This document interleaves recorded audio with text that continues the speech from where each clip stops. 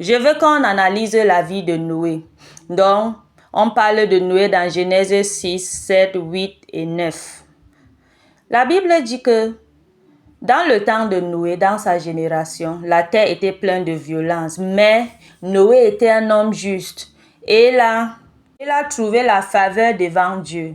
Et Dieu lui a donné les instructions qu'il faut qu'il construise un arche parce que les jours à venir, il va détruire la terre par un déluge.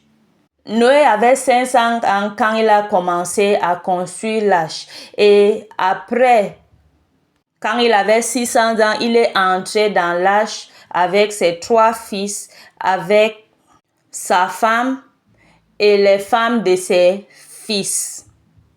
Vous voyez que malgré que la terre était pleine de violence, chacun faisait ce qu'il veut, mais Noé était entré dans l'arche avec toute sa famille. Et quand le déluge est venu, le déluge qui avait détruit tout le monde n'avait pas détruit Noé et sa famille.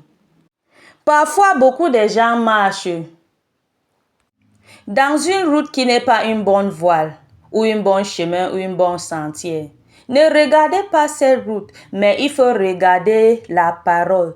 Dans le psaume 1, la Bible dit « Heureuse l'homme qui ne marche pas selon les conseils des méchants, qui ne s'arrête pas sur la voie des pécheurs, qui ne s'asseye pas aux compagnies des moqueurs. » Il dit son loisir et son plaisir est dans la parole de l'Éternel. Il dit sur sa parole, il médite jour et nuit. La Bible dit, cet homme sera comme un arbre planté près d'un courant d'eau qui apporte sa fruit à sa saison. Il dit, ses fleurages ne fleurissent point, mais tout ce qu'il fait, il prospère. Tu lis le verset 6, il dit que l'Éternel connaît le chemin du juste. Il dit, mais la voie des pécheurs mène à la ruine.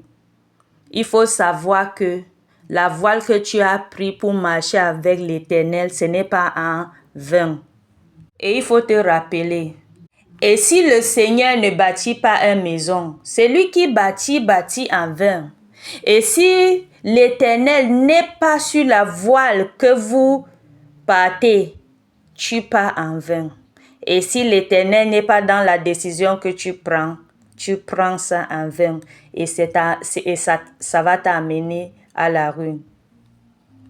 Comme Noé, il faut suivre les commandements de l'Éternel, les instructions de l'Éternel. Que Dieu te bénisse, mon frère, ma soeur, et que Dieu te garde. Passez une bonne journée dans la paix de Christ.